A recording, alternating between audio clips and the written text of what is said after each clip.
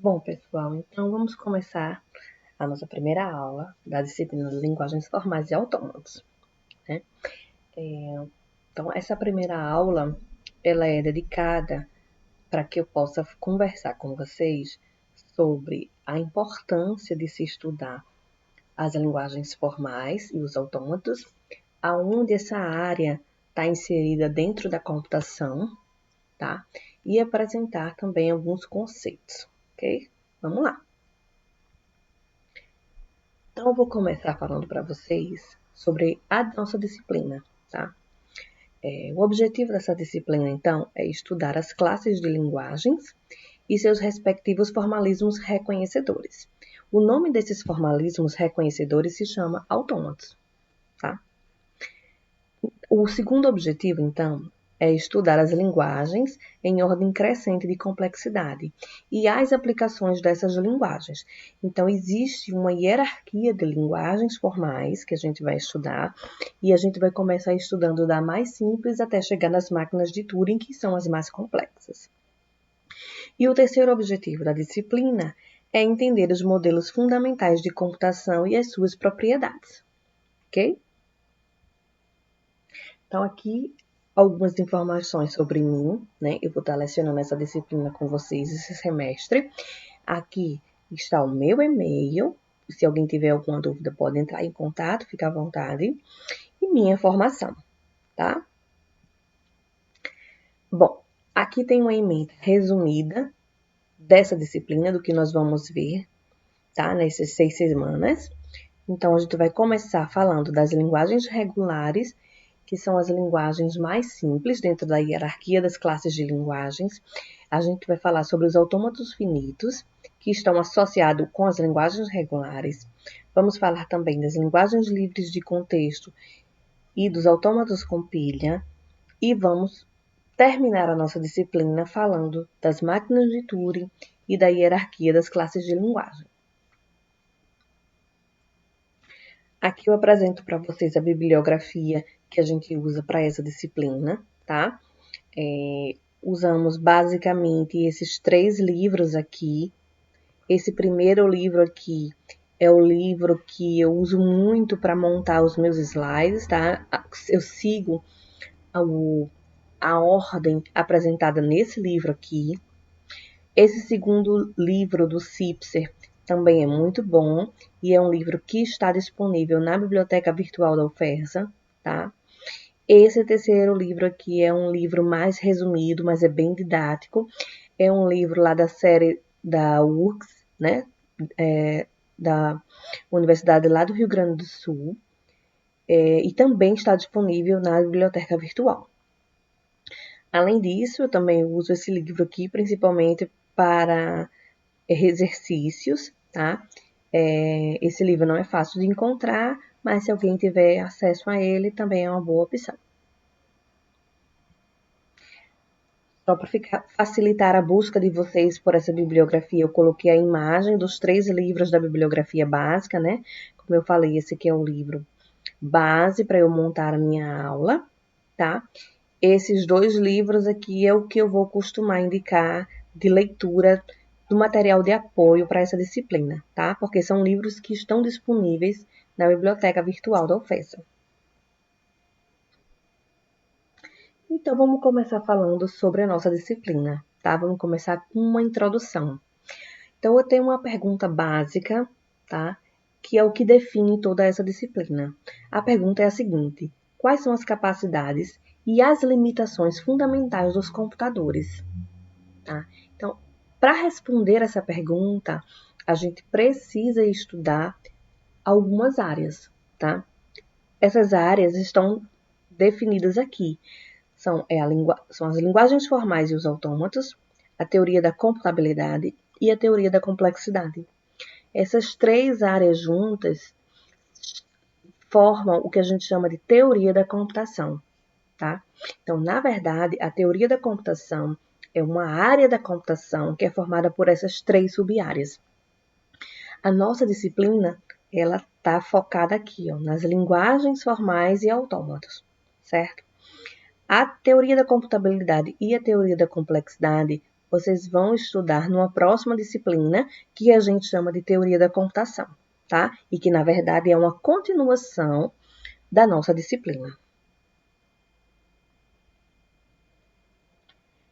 Então, por que estudar teoria da computação? Né? Por que a gente precisa estudar essas disciplinas teóricas dentro de um curso tão prático como ciência da computação?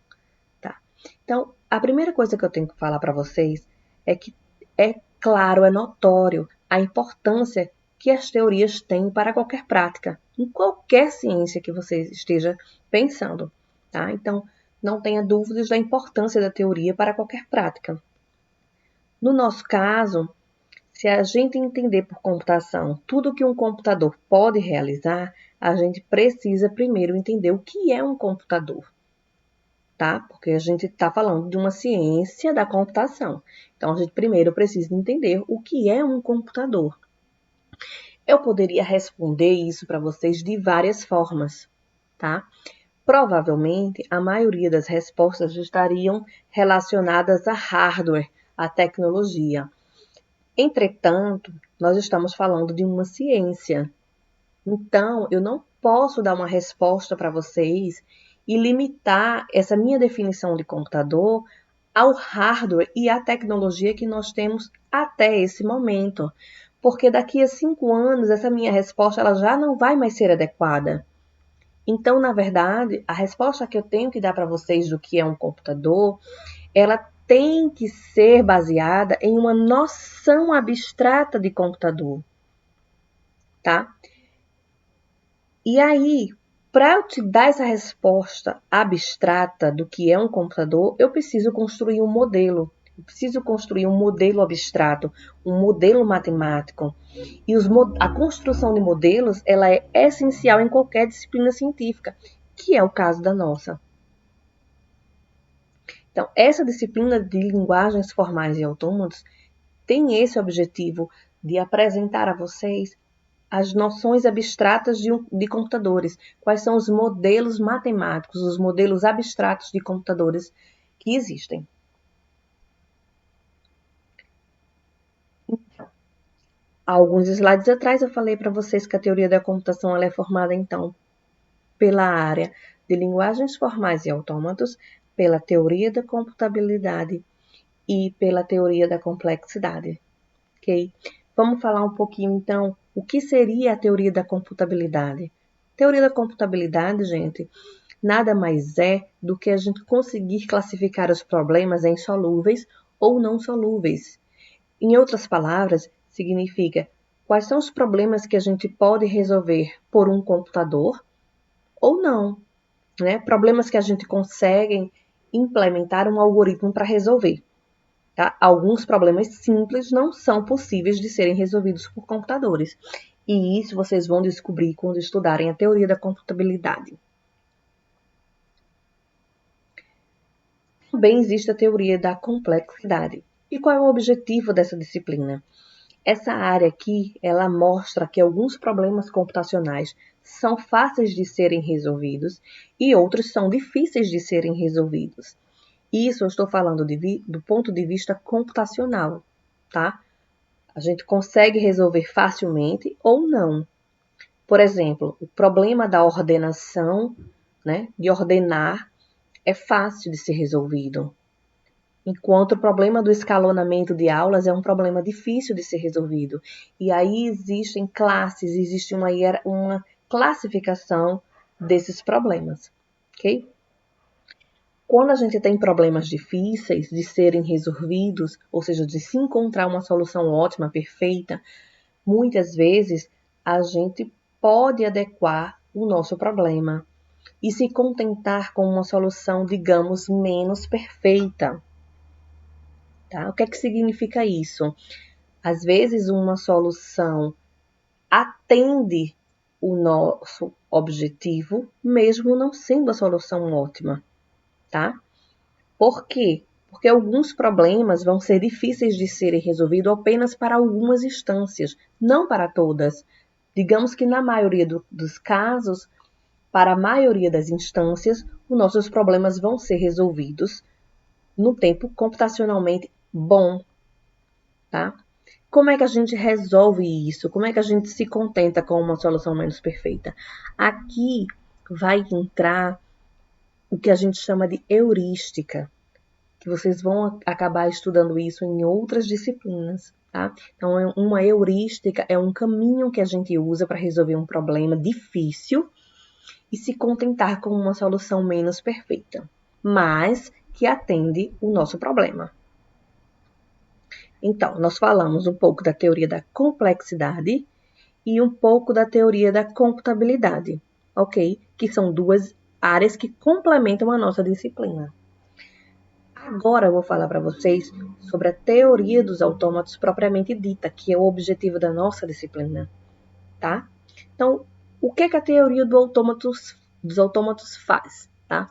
Ela lida, então, com definições e propriedades de modelos matemáticos de computação. Isso aqui é importante, ó, modelos matemáticos de computação. É isso que a gente vai aprender aqui, tá?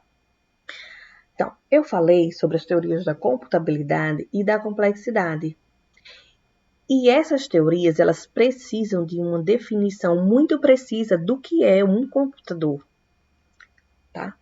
E aí, quem vai definir para vocês o que é um computador vai ser a teoria dos autômatos e das linguagens formais.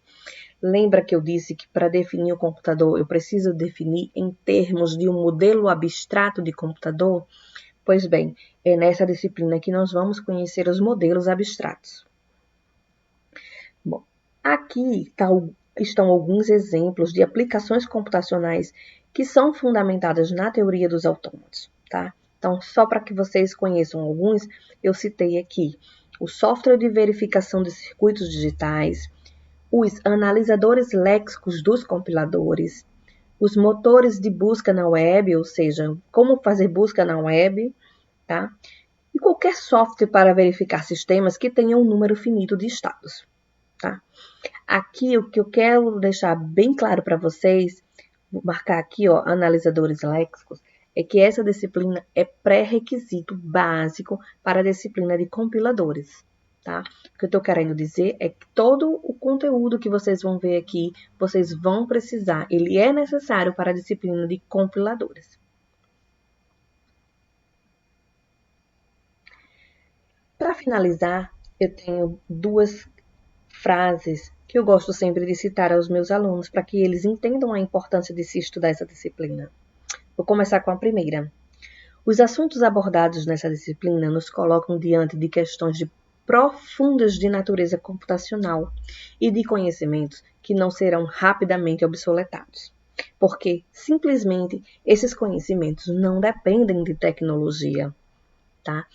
Então é o que eu falei para vocês. O que vocês vão aprender aqui sobre computadores não serão obsoletados, tá? Mesmo daqui a 5 anos, quando a tecnologia já for diferente, quando os hardwares forem diferentes, o que vocês entendem por computador vai continuar. A segunda frase diz o seguinte: esse estudo dos fenômenos da computação, através de modelos matemáticos ou modelos formais, é o que ergue a computação ao patamar de uma ciência, em lugar de uma mera tecnologia. Então, aqui está uma justificativa pelo qual vocês precisam estudar a teoria da computação.